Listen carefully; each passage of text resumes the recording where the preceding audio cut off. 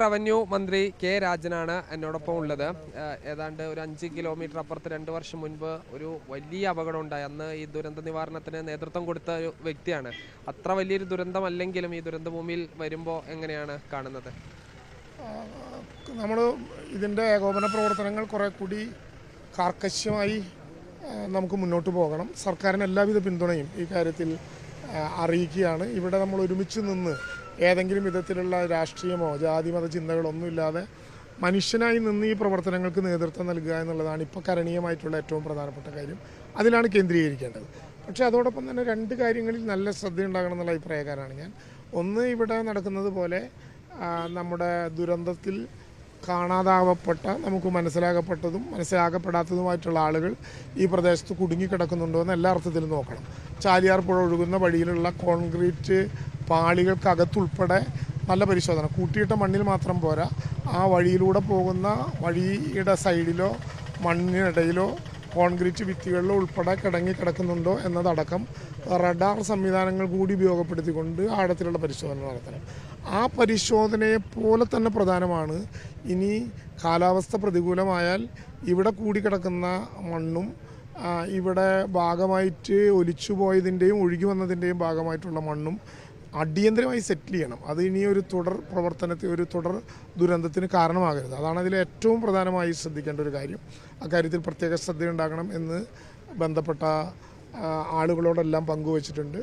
കൂട്ടായി പ്രശ്നത്തെ പരിഹരിക്കാൻ നമ്മളെല്ലാവരും ഒരു മനസ്സായി നിൽക്കുക. അതാണ് ഇപ്പോഴത്തെ ഏറ്റവും പ്രധാനപ്പെട്ട കാര്യം. സർക്കാർ സംവിധാനങ്ങൾ പറയുന്നത് ഇത് ഈ മുണ്ടക്കയിൽ ഉണ്ടായ പോലെ ഒരു പ്രകൃതി ദുരന്തമല്ല, ഒരു മനുഷ്യ നിർമ്മിത ദുരന്തമാണ്. ഈ മണ്ണ് കൂട്ടിയിട്ടിരുന്നത് മാറ്റണമെന്ന് ജില്ലാ കളക്ടർ ഉത്തരവിട്ടിട്ടും അത് പാലിക്കപ്പെട്ടിട്ടില്ല.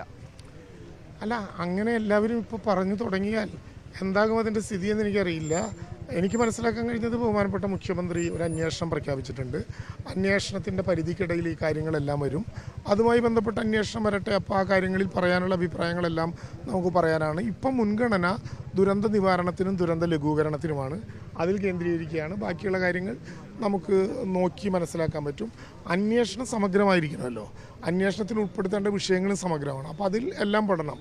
അന്വേഷിക്കാൻ പ്രഖ്യാപിക്കുമ്പോൾ നേരത്തെ തന്നെ ചാർജ് ഫ്രെയിം ചെയ്യരുത്. ചാർജ് ഫ്രെയിം ചെയ്യുന്നത് അന്വേഷണത്തിന് ശേഷമാകണം. അപ്പോൾ വരട്ടെ. അപ്പോൾ നമുക്ക് നോക്കി ആരാണ് കുറ്റക്കാരെങ്കിലും നമുക്കത് കണ്ടെത്തുക എന്നുള്ളതാണല്ലോ ഏറ്റവും പ്രധാനം.